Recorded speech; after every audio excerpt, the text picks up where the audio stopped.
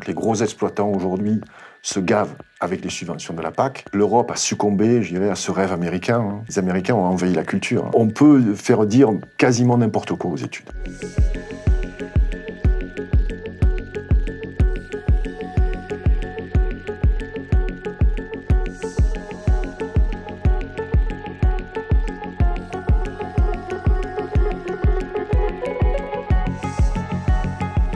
Gilles Lartigot, bonjour. Bonjour. Merci d'avoir accepté notre invitation pour un entretien fauteuil. Tu connais la tradition de l'émission, je me permets de te tutoyer. Nous allons commencer par une citation, cette fois-ci de Jean-Anthelme Brillat-Savarin, qui était un gastronome français. La citation est extraite de son ouvrage « Physiologie du goût » de 1825. Je cite « Dis-moi ce que tu manges et je te dirai qui tu es ». Qu'est-ce que ça t'évoque ? Ça m'évoque le titre de ma première tournée de show-conférence qui s'appelait « On est ce qu'on mange ». C'est vrai que l'alimentation reflète également nos valeurs. Donc c'est important aujourd'hui de prendre en considération le principal carburant de notre corps, que ce soit pour tous les jours et pour notre santé à plus ou moins long terme. Donc Brillat-Savarin est un des grands auteurs, notamment culinaires français, puisqu'on n'a pas uniquement des talents dans la restauration et dans cet art culinaire français que le monde entier quand même nous envie, hein, il faut le dire. On a également de grands auteurs. Gilles, tu as un état des lieux à faire, à la fois du monde de l'agriculture, de l'agroalimentaire. Est-ce que tu peux nous dresser le bilan, en quelque sorte ? Le bilan, c'est le manifeste que j'ai sorti il y a quelques mois. Donc, la jungle alimentaire. Bilan d'une décennie. Pourquoi une décennie 2014-2024 ?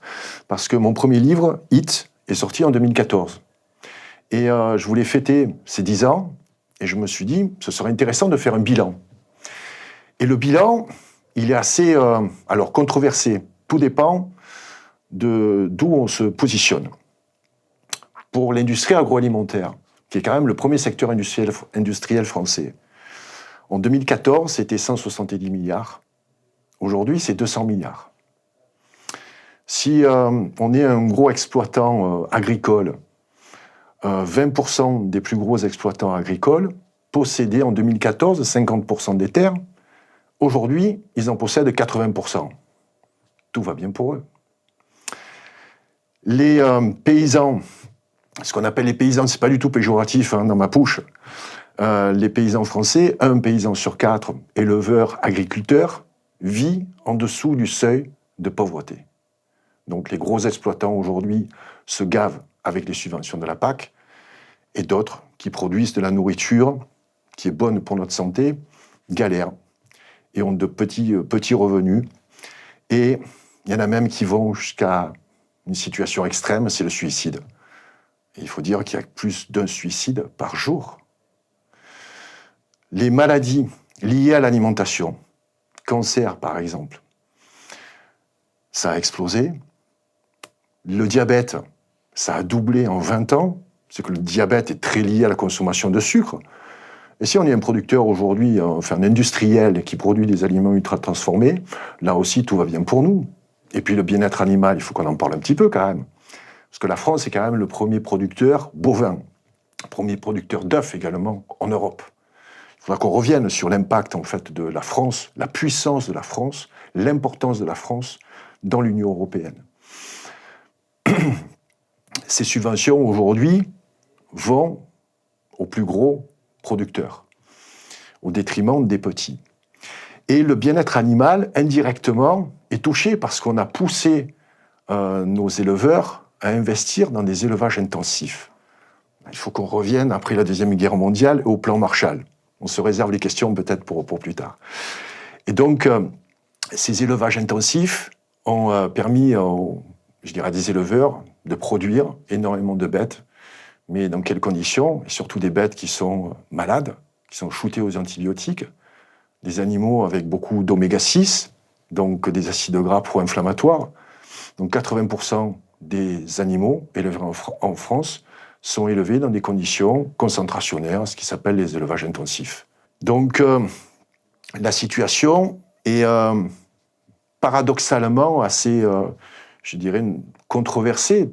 Tout dépend où on se positionne.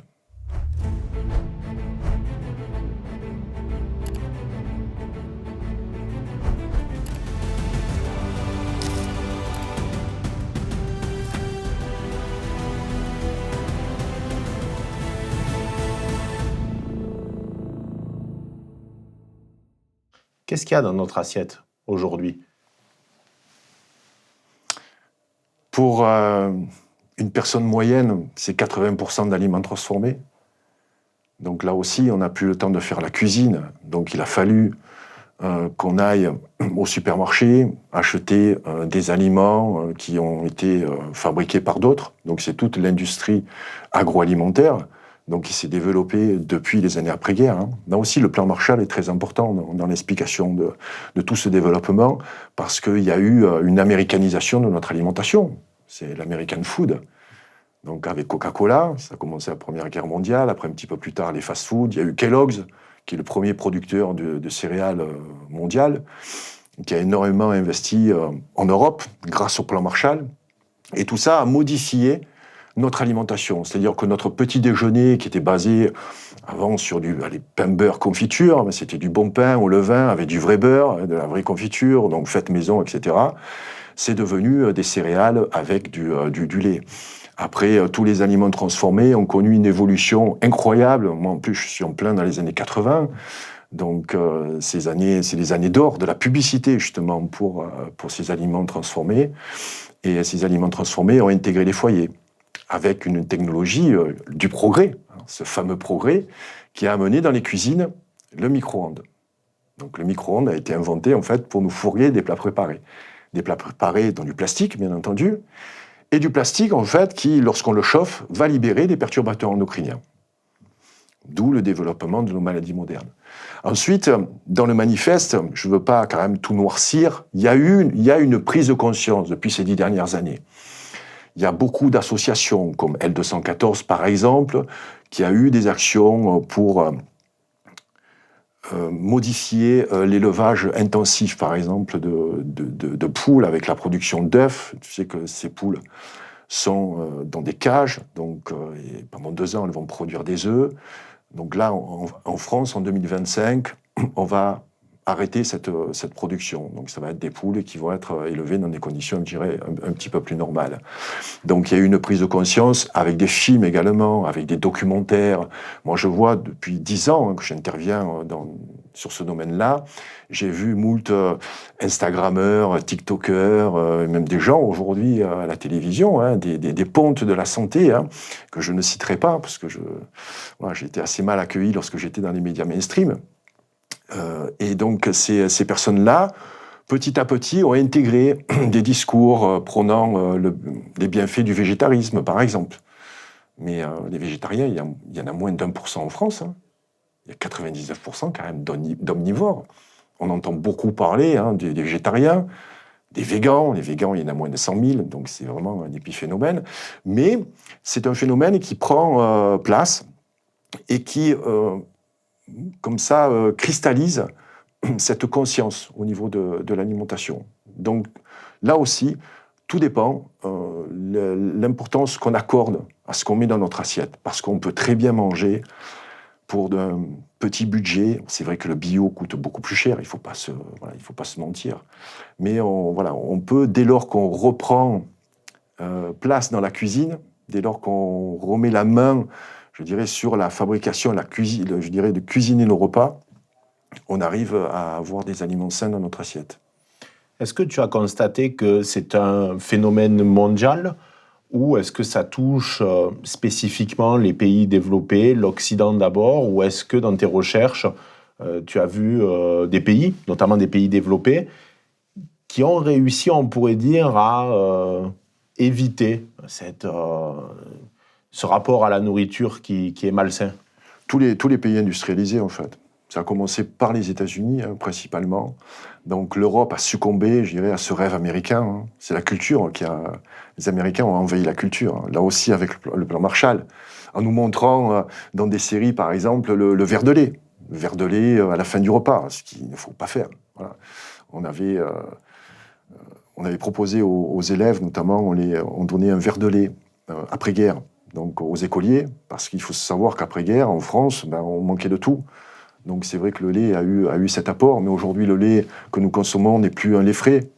Moi, je me souviens, avec ma mère, j'allais à la ferme, qui était en bas de chez moi.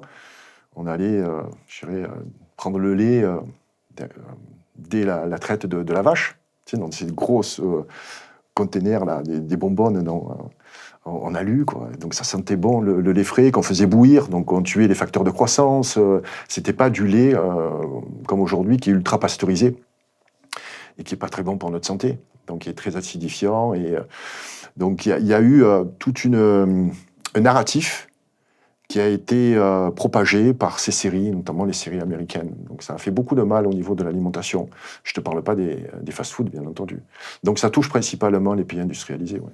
Oui, tu fais bien de parler du rapport à la publicité, puisque par exemple, Édouard Bernet, qui est l'un des pionniers de la publicité, qui a notamment réussi à faire fumer les femmes, a créé cette espèce de mythe du déjeuner avec les œufs, le bacon, etc., en estimant que c'était le meilleur déjeuner, le déjeuner parfait en quelque sorte, alors que ce n'était pas vraiment le cas. Il a réussi à implanter dans l'idée des gens que c'était la nouvelle méthode pour bien se nourrir dès le matin.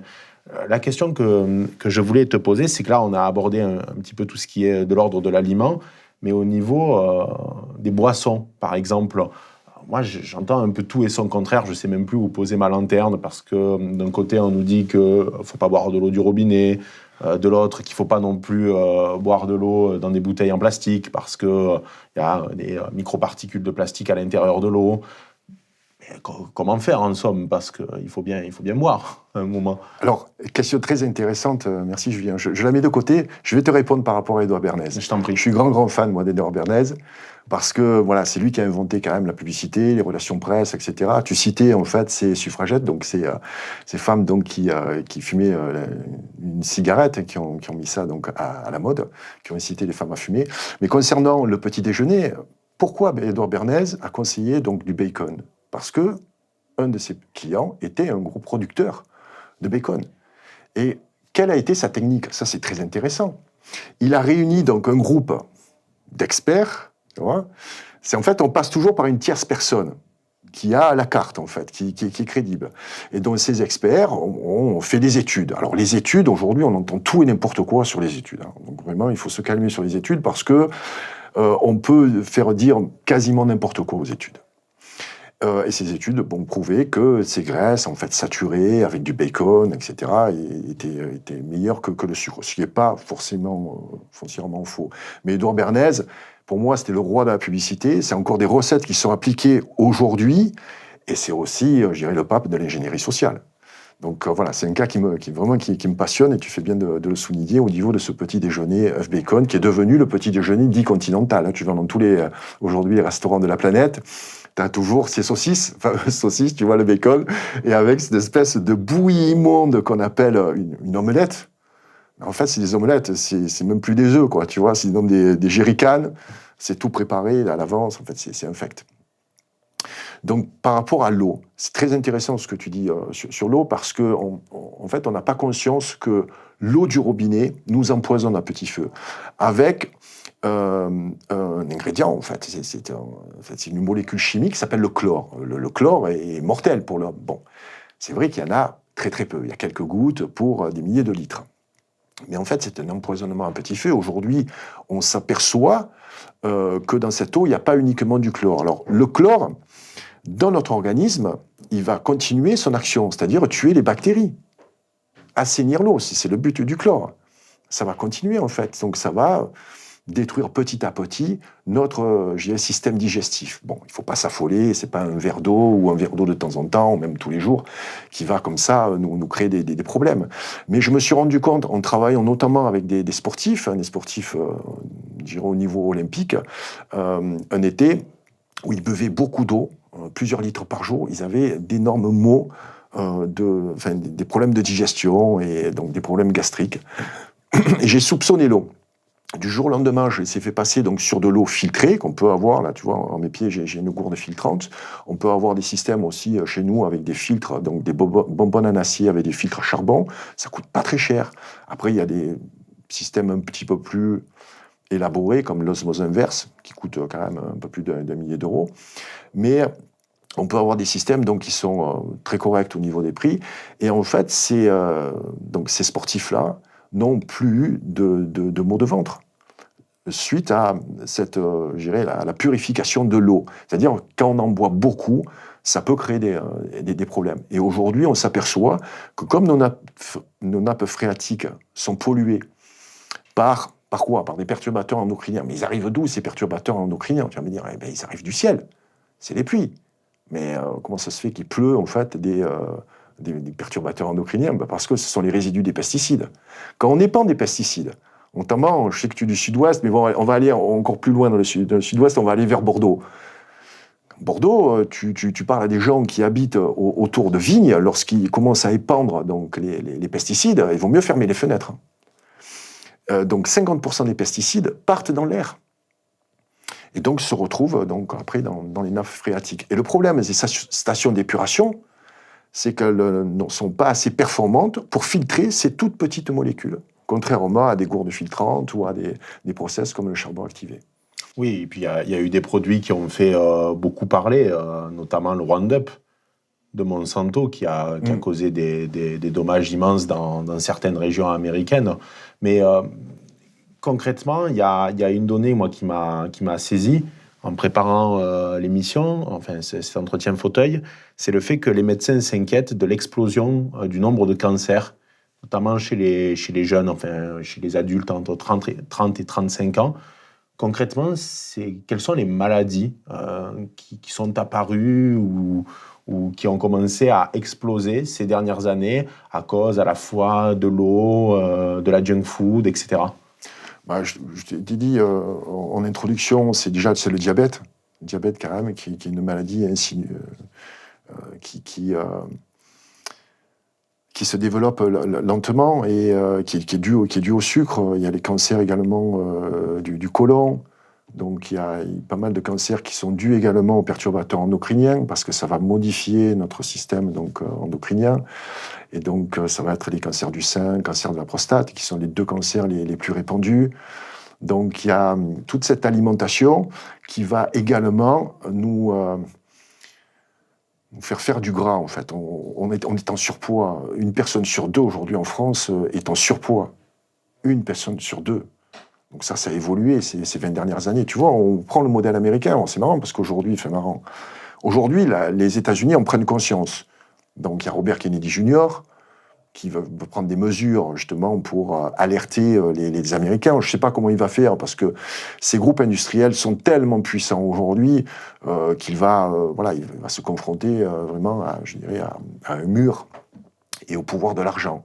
Parce que ce qu'il faut dire, c'est que toute cette industrie agroalimentaire est basée sur le profit. Les industriels s'en foutent de notre santé, en fait. Donc, dès lors qu'on prend conscience de ça, la seule solution, c'est de revenir sur des aliments dits non transformés. Donc, éviter autant que faire se peut tous les aliments transformés ou ultra-transformés, se méfier de l'eau, mais que l'eau, c'est peut-être un moindre mal. C'est toutes les boissons sucrées, voilà. Et tout ça, en fait, ça développe ce qu'on appelle les maladies modernes. Voilà, les maladies modernes. Et la surcharge pondérale est problématique. Pourquoi ? Parce que les perturbateurs endocriniens vont se fixer dans les cellules graisseuses. En fait, au plus on a de cellules graisseuses, au plus on va être en capacité comme ça, retenir des perturbateurs endocriniens. C'est marrant que tu aies cité Robert Kennedy Jr. parce que lui, il a une approche qui est assez originale. C'est-à-dire qu'il pense qu'avant même de transformer le système de l'intérieur, c'est ce qu'il compte faire, mais avec, comme tu l'as souligné, de grandes difficultés, il faut faire avant un travail pédagogique. Est-ce que tu penses que c'est nécessaire aujourd'hui de faire un travail pédagogique auprès de la population pour les inciter le plus possible à se détourner de ces aliments qui sont extrêmement nocifs pour leur santé ? Bien sûr, bien sûr. Moi, ce qui m'a mis sur la voie, c'est que dans les années 80, donc j'avais 18 ans, je suis allé vivre à Los Angeles. Je suis un passionné de culture physique. J'ai eu la chance de rencontrer Arnold Schwarzenegger et tous ces bodybuilders de l'époque sans être pratiquant moi-même. Mais j'ai compris là l'importance de l'alimentation. Pour changer son corps, moi j'avais un complexe de maigreur. Donc l'alimentation pour moi est très importante, le sport également. Parce qu'on parle d'alimentation, mais la bonne santé est liée également à notre activité physique. Aujourd'hui, nous faisons quasiment, 7 personnes sur 10 travaillent dans le tertiaire. Donc nous sommes assis, peut-être pas aussi confortablement ici chez Frontières avec un joli fauteuil rouge et une belle lumière. Mais donc tu vois, nous sommes assis, nous ne faisons pas assez d'exercice physique. Ça, c'est une donnée qu'il ne faut pas mettre de côté. Après, l'alimentation, la principale problématique à laquelle va se confronter Robert Kennedy Jr. Et ça va lui parler parce que c'est un ancien héroïnomane, j'ai appris, hein, donc il s'est sorti de cette addiction quand même qui est terrible. Hein. Donc il est conscient de l'addiction.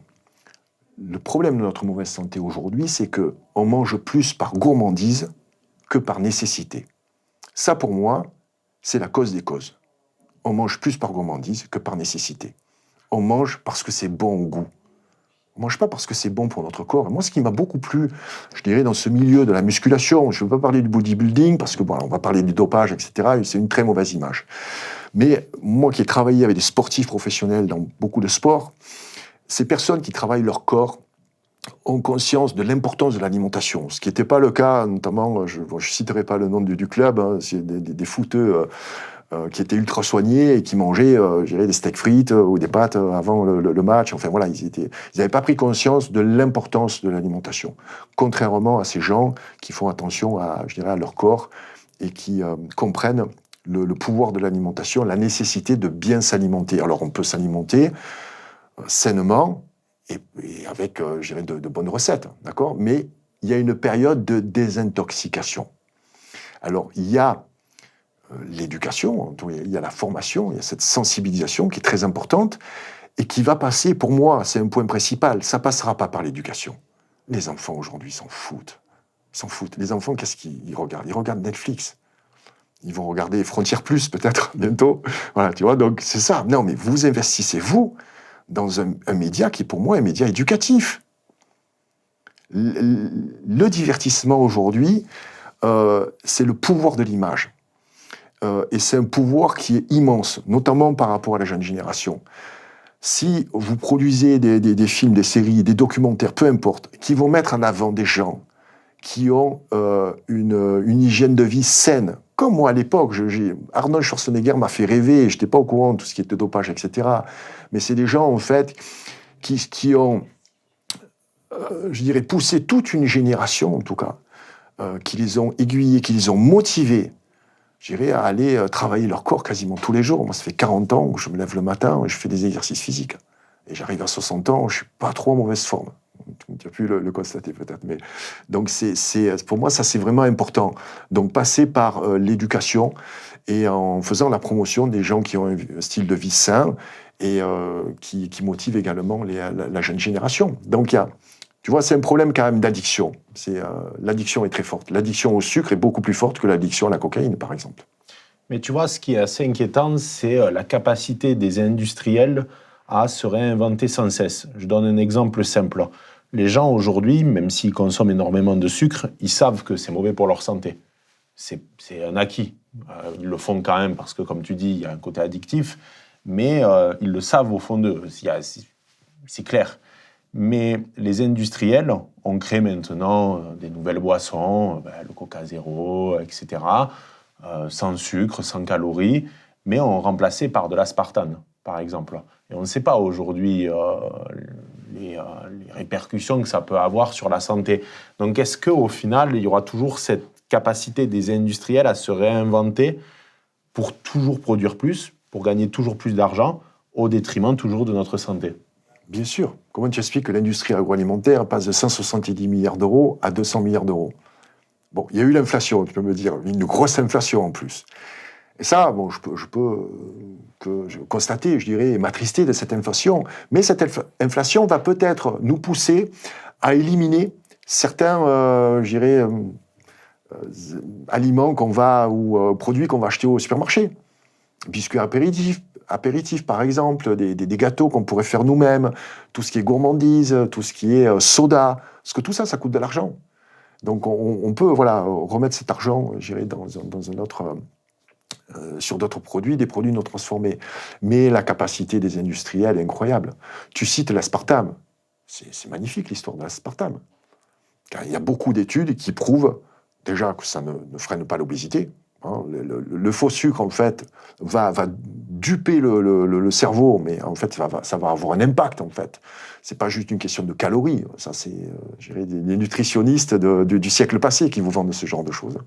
Mais ce qui est très important, c'est de faire attention à ces substances chimiques, parce que l'aspartame est une molécule chimique. L'aspartame, en fait, a été mis sur le marché, je crois, dans les années 60-70, excusez-moi si ma mémoire est un peu perfectible, et ça avait été retiré par la FDA, très rapidement. Quelqu'un de puissant a réussi avec la marque, je crois, Cyrils, c'est Donald Rumsfeld. Tu sais qui est Donald Rumsfeld, donc voilà, donc c'est un homme politique très influent aux États-Unis, qui était donc actionnaire de cette société et qui a poussé à remettre ce produit sur le marché. Et aujourd'hui, l'aspartame est connu pour être un des pires édulcorants, mais ce n'est pas le seul. Hein. Il y a beaucoup d'autres édulcorants qui sont des sucres transformés. Après, il y a des édulcorants chimiques également. Donc, les industriels vont toujours trouver un moyen pour nous titiller. Ils vont titiller notre gourmandise. Ce sont souvent des produits sucrés. Hein. On ne vend pas des produits amers. Hein. Et pourtant, tous les produits amers sont vraiment les meilleurs produits pour notre santé. Tout ce qui a une amertume va pouvoir nous guérir. Il y a beaucoup d'antioxydants dans ces aliments amers. Mais le goût amer n'est pas un goût qui est très bankable, je dirais. Il y a un sujet que tu as abordé un petit peu avant et qui, au final, est un sujet qui passe souvent à la trappe, c'est la consommation de stupéfiants. On sait que c'est un peu un tabou dans la société française. On parle souvent du développement de cartels. Il y a des narco-États déjà en Europe. On peut citer par exemple les Pays-Bas ou la Belgique. Ça commence aussi à arriver en France. Mais s'il y a des vendeurs, il y a bien des consommateurs derrière. On sait qu'il y a eu une augmentation significative, par exemple, de la consommation de cocaïne dans notre pays. Comment tu expliques ça ? Est-ce que tu le déplores aussi ? Parce que j'imagine que dans ton raisonnement, c'est quelque chose que tu dénonces aussi. Écoute, ce n'est pas ma spécialité. Je n'ai pas étudié ce phénomène. Je ne peux que le constater.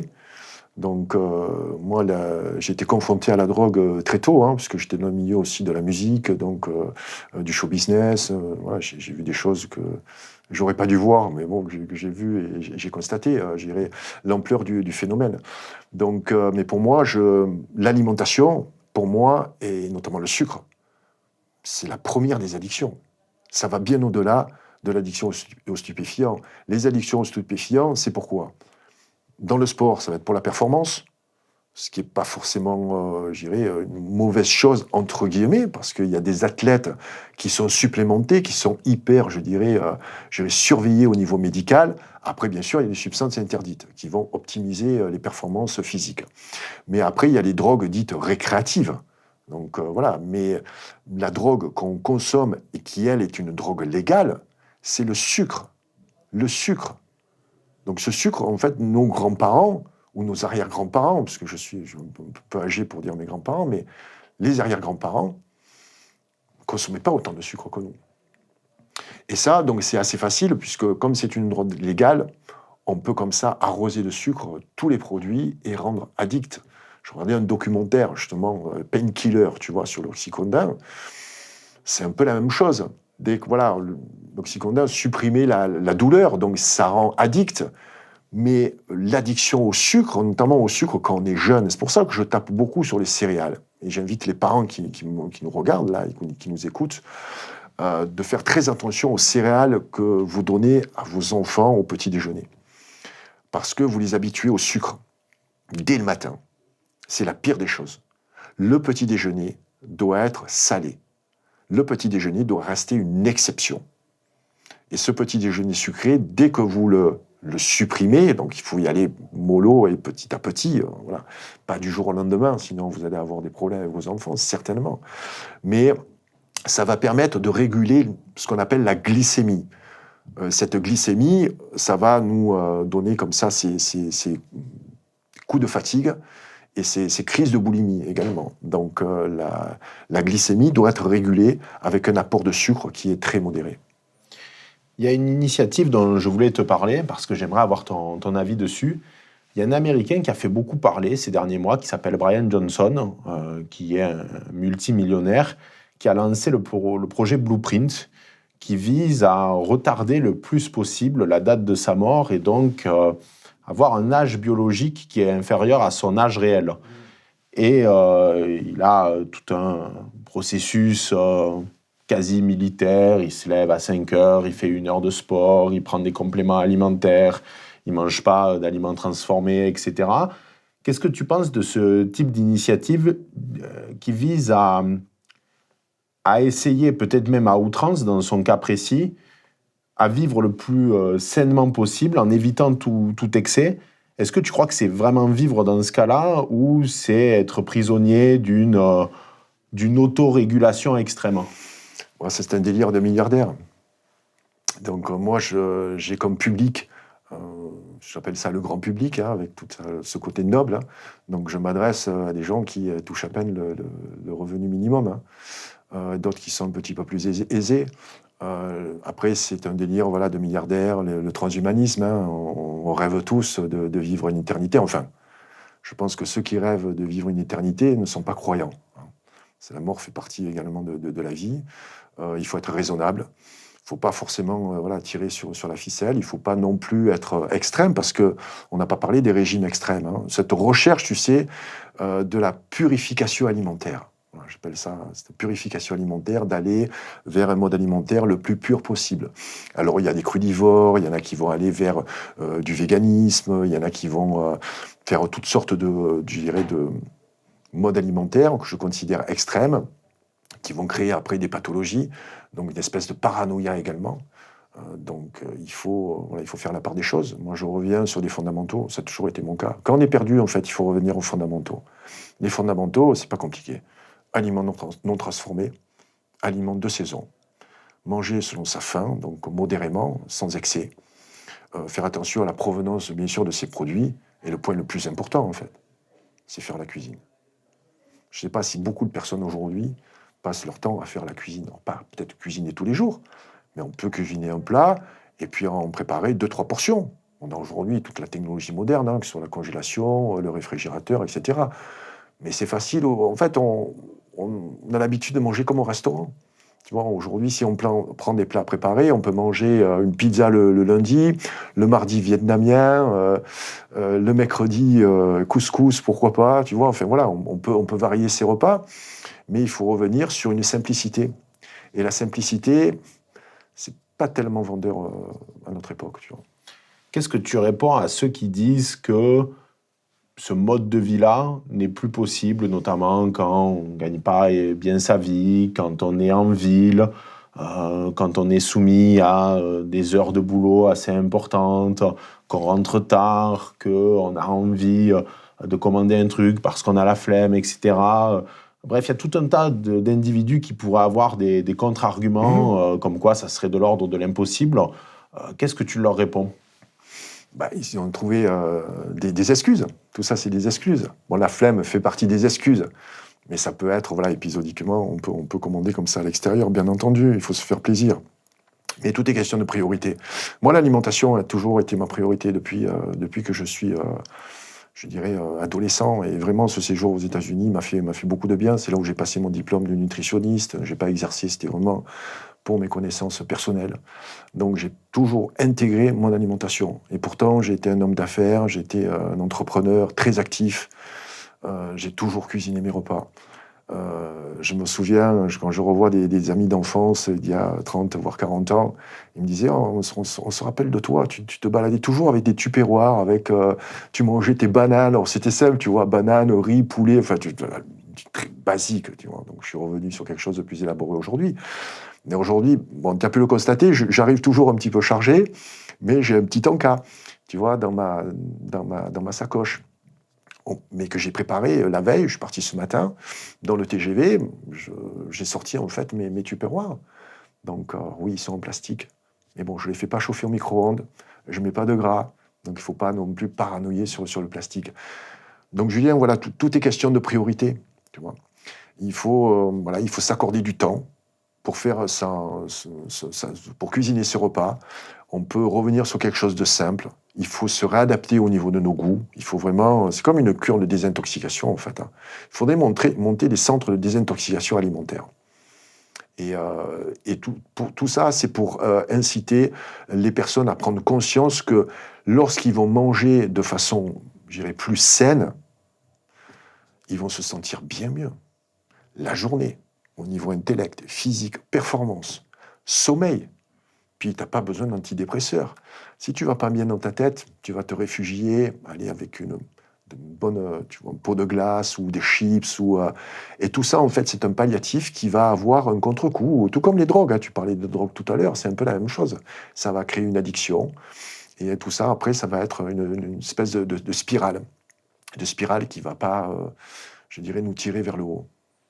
Quel rapport tu entretiens avec la viande? Parce que il y a tout un tas maintenant de théories, les flexitariens, les véganes, mais qui restent quand même, comme tu l'as souligné, une minorité, d'autres qui font même des régimes carnivores. Là encore, on ne sait plus où poser sa lanterne, parce que en fait, c'est le problème dans l'univers de la nutrition. Moi, je suis un profane dans cette thématique, mais j'ai véritablement entendu tout et son contraire. Donc, sur la viande, par exemple, quelle posture il faut idéalement adopter? Alors, tu es un profane, mais tu es un épicurien. Moi, je te suis, donc tu aimes les bonnes choses. Et en général, tu aimes les choses. Oui, mais tu aimes les bonnes choses du terroir. Oui. Je t'ai pas vu sur ton Instagram dans un fast-food. Donc, tu as déjà raté quelque chose, mais tu consommes dans un fast-food. Ça arrive, mais bon, tu mets en valeur, en fait, la gastronomie française, c'est très bien, voilà, mais ça doit rester exceptionnel, bien entendu. Mais concernant, justement, la viande, alors, j'ai un problème avec la viande. Bon, moi, je consomme plus, je dirais, de mammifères. Pour la simple et bonne raison qu'il y a 10 ans, j'ai fait des enquêtes dans les abattoirs. J'ai fait des enquêtes dans les élevages intensifs. Et j'ai encore ces images dans la tête. Bon. Vous me voyez, je ne suis pas un fragile, mais j'ai encore cette souffrance animale présente. Ça m'empêche d'apprécier, de revenir, je dirais, à la viande. Pour ne rien te cacher, ma femme et moi avons fait le même rêve il y a quelques jours. On rêvait d'un pot-au-feu. C'est incroyable quand même. Moi, je ne mange pas de viande, mais on rêvait du pot-au-feu. On sentait l'odeur du pot-au-feu, on a fait le même rêve. Et un samedi, donc, je me mets à la recherche d'une boucherie avec un label bio. Parce que la viande, dès qu'elle est élevée dans des élevages traditionnels, moi, je n'ai jamais combattu l'élevage traditionnel. J'ai toujours combattu l'élevage intensif, contrairement à des associations comme L214, qui militent en fait pour ne plus manger de viande, des purs végans, des antispécistes en plus à l'Amérique Caron, hein, donc antispécistes de posture également, et de fermer les abattoirs. C'est complètement utopique, complètement utopique. Il faut respecter les petits éleveurs. Moi, je suis ami avec Pierre-Guillaume Mercadal, et Pierre-Guillaume m'a dit « Moi, je te ferai manger de mes cochons. » Je veux bien le croire. Mais 2 ans à les élever, dans des conditions qui sont naturelles, moi, je n'aurais pas de problème avec les cochons de Pierre-Guillaume. Mais pour en revenir à ce pot-au-feu, donc je trouve une boucherie qui, sur Instagram, dit la viande bio. Donc je me rends à cette boucherie. Ça faisait, sans te mentir, 15 ans que je n'étais pas rentré dans une boucherie. Et là, je rentre dans la boucherie, j'ai quelqu'un qui m'accueille avec un grand sourire. « Vous n'êtes pas monsieur Lartigot ?»« Oui, c'est étonnant de vous voir ici. » Donc je lui explique le cas. J'écoute, j'ai rêvé d'un pot-au-feu. Est-ce que vous avez de la viande bio et tout. Et il me montre une étagère avec une grande boucherie, tu vois, vraiment très, très bien achalandée, très propre, etc. Mais une petite armoire, en fait, avec un label bio. Et là, en fait, elle était vide. Et il me dit, oui, mais on en reçoit très peu. On en reçoit une fois, je crois, tous les 15 jours. Bon, il n'y avait pas de viande de pot-au-feu, etc. Donc, bon, j'ai pas pu faire mon pot-au-feu. Ma femme et moi, nous étions déçus. Donc, je fais cette démarche-là, tu vois. Mais je consommerai peut-être dans l'avenir, mais de la viande issue d'une agriculture bio. Et j'encourage ceux qui nous écoutent et ceux qui nous regardent à manger moins de viande et manger de la viande de meilleure qualité. C'est une viande qui est élevée aujourd'hui dans des élevages intensifs. Le cochon, par exemple, le jambon. 95% des cochons sont élevés dans des conditions concentrationnaires. Le jambon, c'est une horreur. Et pourtant, le jambon puré, c'est le plat préféré des enfants. Donc, il faut éviter de consommer de cette viande-là, qui est une viande accessible, une viande à bas prix, on en revient toujours. Hein. Mais si on en mange moins, on peut aller faire une viande, je dirais, avec une qualité plus grande, notamment au niveau de l'élevage, mais pas que. Parce qu'un bœuf d'herbe, par exemple, va être nourri avec de l'herbe, donc il va être riche en oméga 3. Un bœuf, déjà, vous ne mangez pas du bœuf. Le steak haché, c'est des vaches. Hein. C'est des vaches donc, qui sont des vaches laitières. J'ai vu l'état des vaches, si tu veux. Julien, tu vois, tu serais venu avec moi, je pense que tu aurais été également impacté. Et tu ne peux plus consommer ce genre de viande. J'ai vu les porcs, mais les porcs, ils mangent là où ils chient. 6 mois enfermés, c'est une horreur absolue. Ils arrivent dans les abattoirs, ils ne savent même pas marcher, ils rampent, il y a les truies qui s'en vont. Enfin, c'est une boucherie, quoi. Malheureusement, dans le mauvais sens du terme. Tu vois. Donc, il faut aller vers une viande bio, si possible. Et on a d'excellents éleveurs en France. Bon, il faut aller la chercher. Comme moi, si vous voulez un pot-au-feu comme ça, il va falloir un peu galérer pour trouver le bon fournisseur.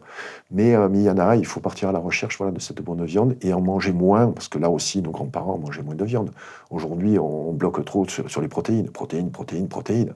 Les protéines sont importantes. Mais il faut intégrer aussi un peu des protéines végétales, quand même. Hein, nos grands-parents mangeaient, hein, tu sais, le plat du pauvre. Le plat du pauvre, c'était les lentilles.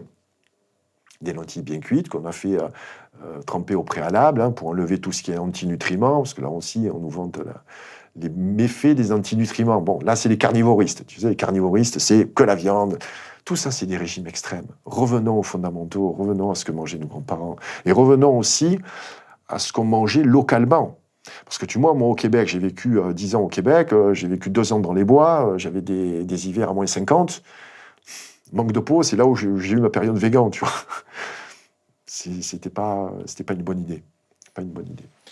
Je pense aussi qu'il y a un sujet qu'il faut aborder, c'est le rapport à la mort et la distance avec cette dernière. C'est-à-dire qu'à l'époque, nos grands-parents avaient toujours le coq, etc., qu'ils abattaient pour faire par exemple un coq au vin.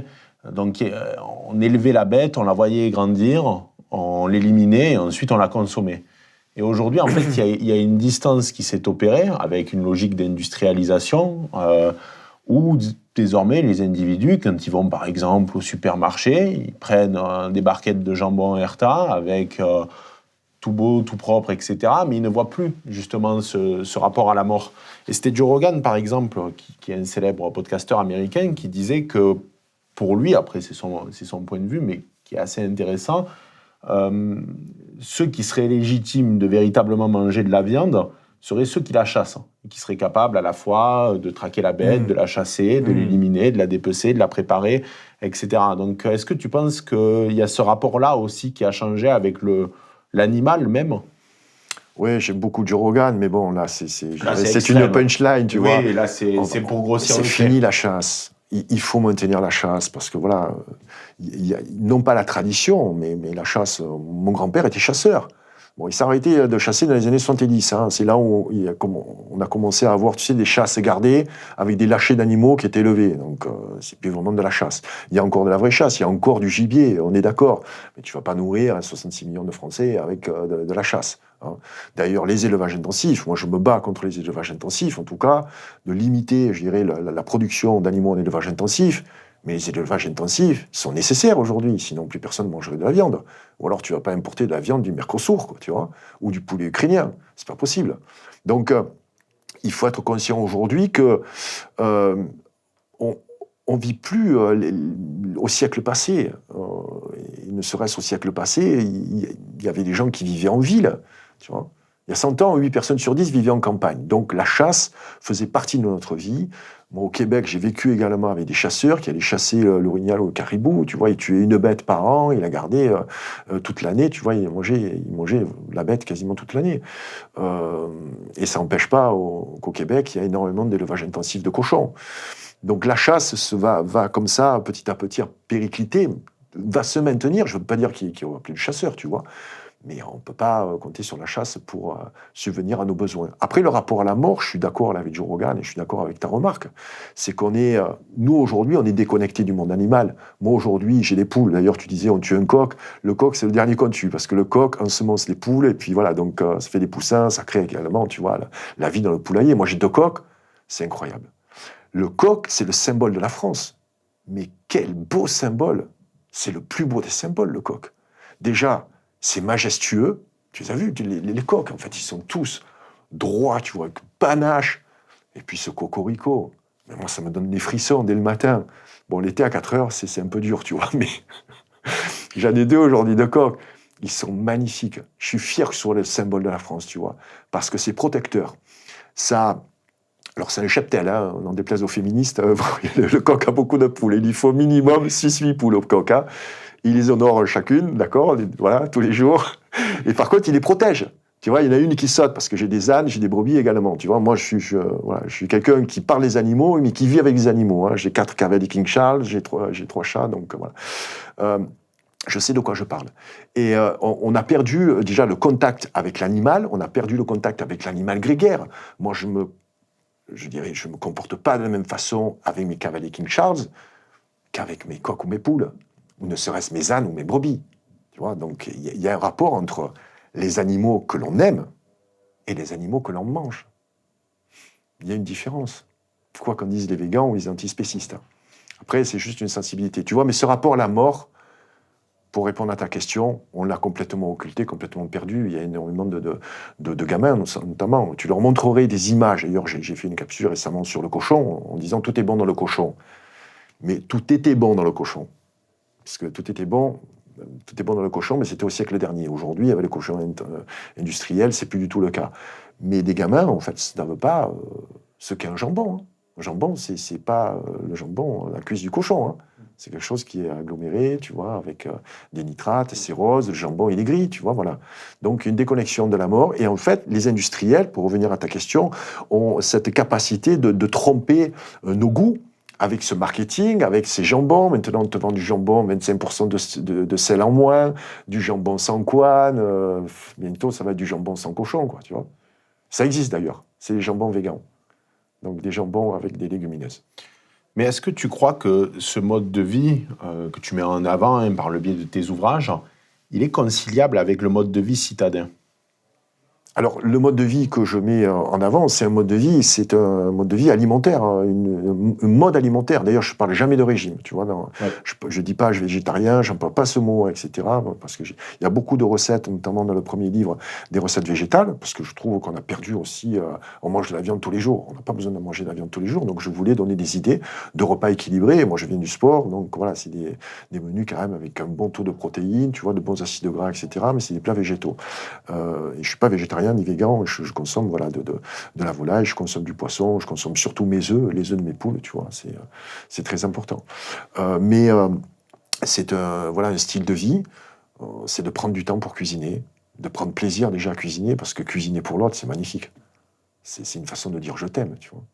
C'est magnifique. D'ailleurs, si vous êtes jeune, célibataire, un gars, donc formez-vous à la cuisine. Voilà, vous invitez votre prétendante ou votre petite amie, vous faites un joli repas, c'est magnifique. Et puis l'odeur, tu vois, moi j'ai toujours ce souvenir de mon grand-père, notamment, quand il revenait de la chasse, où il faisait cuire donc le gibier, tu vois, la broche. J'avais l'odeur de la cuisine. Et ça, c'est fantastique. Aujourd'hui, avec un micro-ondes, on n'a quasiment plus d'odeur. C'est dommage. Je voulais avoir ton avis sur quelque chose d'autre, c'est l'alcool. On sait que la France est un pays qui entretient une longue tradition avec l'alcool, notamment l'Armagnac, mais bien sûr, il y en a d'autres, le pastis de ma région, le cognac. Forcément, le cognac, enfin un certain nombre. On sait que la France a toujours entretenu ce rapport assez étroit avec l'alcool, même si les chiffres soulignent le fait qu'aujourd'hui, les jeunes boivent moins que leurs aînés. Il y a également certaines modes qui ont été mises en avant, comme le Dry January, donc qui vient du Royaume-Uni et qui vise à ne pas boire une goutte d'alcool en janvier. On sait que c'est mauvais pour la santé, l'alcool, que ça modifie les structures cérébrales, que ça peut appuyer sur l'agressivité, que ça provoque tout un tas de cancers. Mais quelle est ta position par rapport à l'alcool ? Bon, c'est marrant que tu me poses cette question, parce qu'on est en plein carême aujourd'hui, donc en plus. Moment, voilà, donc moi, je n'ai rien contre l'alcool, en fait. Voilà, on vit dans un pays où il y a des vignobles extraordinaires. Ce qui est fort dommage, c'est que les viticulteurs sont les plus gros consommateurs de pesticides. Donc, un verre de vin, en fait, c'est 6000 fois plus de résidus de pesticides que tu peux avoir dans l'eau du robinet, par exemple. Tu me parlais de l'eau du robinet, tu sais, avec les résidus qu'on a, avec les nappes phréatiques, etc. Boire un verre de vin, aujourd'hui, qui est non bio, ou non naturel. C'est naturel, c'est encore mieux que le bio. C'est impressionnant la dose de pesticides qu'on boit. Malgré tout, il y a des tanins.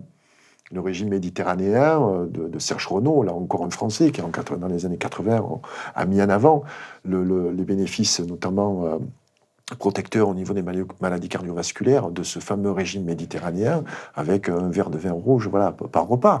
Il y a de très bons vins, mais aujourd'hui, il vaut mieux privilégier du vin naturel ou des vins bio. Voilà. Il y a les alcools. Moi, je suis un amateur d'alcool, mais j'en bois très peu. Donc, j'ai appris que le cognac, par exemple, la production de cognac, c'est impressionnant. On en produit beaucoup en France, dans la région de Cognac. 98%, c'est pour l'export. Pourquoi on n'en consomme pas en France? Il y a peu de personnes. Toi, je t'ai vu consommer peut-être ce genre de... vous êtes une génération aujourd'hui qui reprenait ces codes aussi des anciens. Vous aimez beaucoup le cigare aussi. Ouais, ça arrive. Voilà, cigare, le verre donc, de cognac ou d'armagnac, c'est magnifique. Là, vous remettez en fait les valeurs de la France au goût du jour, plutôt que des spiritueux, du Johnny Walker ou du JB. Moi, tu vois, moi j'étais la génération des années 80, donc en boîte de nuit, c'était du JB. Voilà. Donc, j'ai rien contre l'alcool, enfin à titre personnel, mais voilà, il faut y aller modérément. Après, il y a eu beaucoup de soft drinks, notamment ces bières, donc faiblement alcoolisées, tu vois, avec du soda. Donc là aussi, on transforme le goût de l'alcool, parce que je dirais, apprécier un bon vin, c'est pas apprécier un soft drink. Soft drink, c'est sucré, c'est comme du Coca-Cola avec un peu d'alcool, tu vois. Mais un bon vin, il faut un minimum de culture. Moi, j'aime beaucoup consommer avec des amateurs de vin. Qui te font, tu vois, qui te transmettent leur passion, le tanin, même si je sens pas tout, si tu veux. Mais j'aime beaucoup le narratif qui est autour de ces alcools et de l'histoire que nous avons, nous, en France. On a un pays incroyable, en fait. Moi, j'ai vécu dans beaucoup de pays, j'ai voyagé dans beaucoup de pays, j'ai vécu donc au Canada, aux États-Unis, et je vois qu'en France, on a un potentiel, mais qui est juste incroyable. Je suis un peu triste qu'il n'y ait pas plus de personnes, tu vois, qui mettent en valeur les caractéristiques de notre terroir, quoique aujourd'hui, il y en a de plus en plus, je dirais. Surtout dans un certain courant politique, mais peut-être... Je ne sais pas lequel. Mais voilà, mais c'est vrai, c'est étrange quand même. Tu vois, justement, en parlant des différences idéologiques, est-ce que tu trouves qu'aujourd'hui, au niveau d'un certain nombre de sujets, notamment les sujets que tu portes, il y a eu un peu une mainmise d'une partie, d'une gauche un peu déconnectée, bobo, citadine, qui aime bien parler de la nature, du bien-être animal, de l'environnement, bref, de l'écologie, tout ça, mais qui en réalité est très éloigné de ces considérations et qui ont en fait que très peu d'informations. Oui. Il y a une politisation, notamment de la maltraitance animale. Et ça, je peux que le regretter. Il y a une politisation de la souffrance animale. Et pourtant, un cochon, ça ne vote pas. Oui, pour toi, ça devrait être transpartisan. Oui, vraiment. Mais l'écologie, moi, j'aime pas ce terme, en fait. Écologie, aujourd'hui, c'est un terme qui est galvaudé. Tu vois, moi, j'ai connu les débuts de l'écologie. J'étais peut-être un doux rêveur à l'époque de Brice Lalonde, tu vois. Ce qui est devenu aujourd'hui l'écologie, c'est une catastrophe. Moi, je dirais, les combats, je ne peux pas dire que je sois un combattant, mais en tout cas, les combats donc, que je porte sont plutôt des combats que la gauche s'est accaparés. Et que ce soit, je dirais, le véganisme, en tout cas, je dirais cette amélioration du bien-être animal, mais ces gens-là, en plus, vont trop loin. On a parlé, tu vois, de l'extrémisme de L214 qui veut abolir les abattoirs. Non, mais c'est inconcevable. Les attaques contre les boucheries aussi. Les attaques contre les boucheries, tu vois. Mais bon, après, c'est des végans, je dirais, dans tous les partis et dans tous les associations, il y a des fêlés. Donc là, on ne maîtrise pas, tu vois. Il n'y a pas le chef des végans qui va donner des directives. Mais voilà, et souvent, avec le manifeste, tu vois, j'ai travaillé sur ces chiffres des végans, donc il y en a un peu moins de 100 000. Et c'est essentiellement des jeunes, en fait. Des 18-25 ans. Parce que quand tu as une famille, quand tu arrives dans la vie active, etc. Moi, je connais des végans qui ont mon âge depuis des dizaines d'années. Et en fait, ils n'en parlent pas. Ils ne font pas de prosélytisme. Ils ne vont pas quémander des votes pour être un député. Non.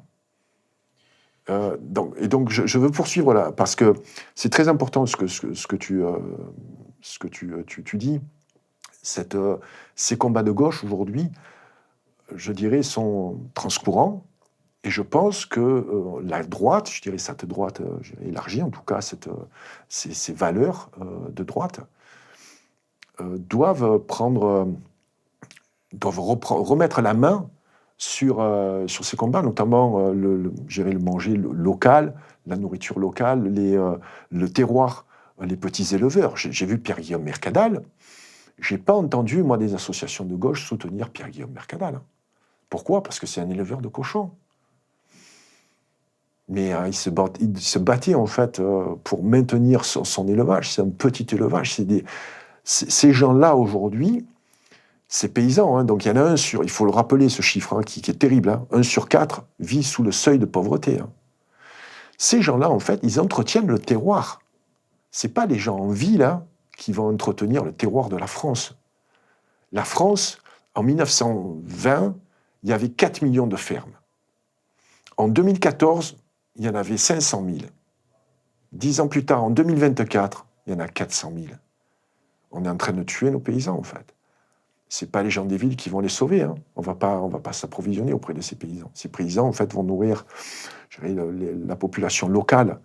Donc, je pense qu'il faut réinvestir ce domaine-là, qui est le domaine de l'élevage intensif, de l'agriculture.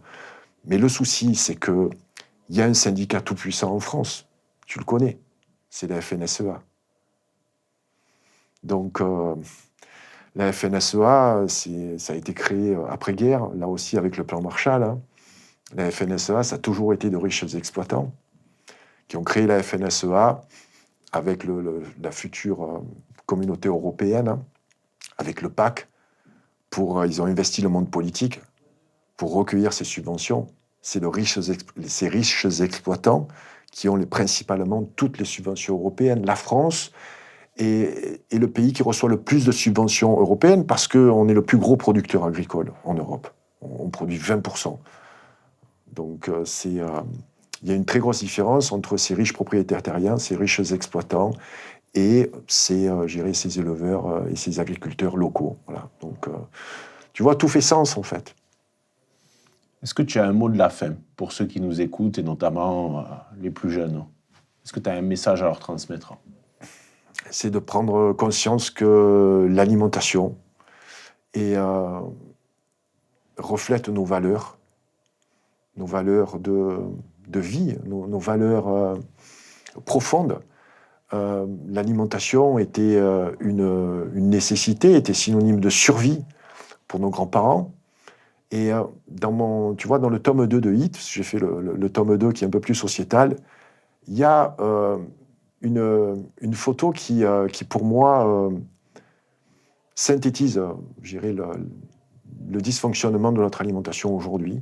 C'est un ticket de rationnement des soldats pendant la Deuxième Guerre mondiale et en incitant donc la population à faire, à se restreindre au niveau de la quantité pour privilégier donc la nourriture pour les soldats qui sont au front. Donc en fait, il faut se substanter avec le strict nécessaire. Mais j'ai bien peur que ce ne soit pas assez vendeur pour l'époque. Gilles, merci. Merci beaucoup.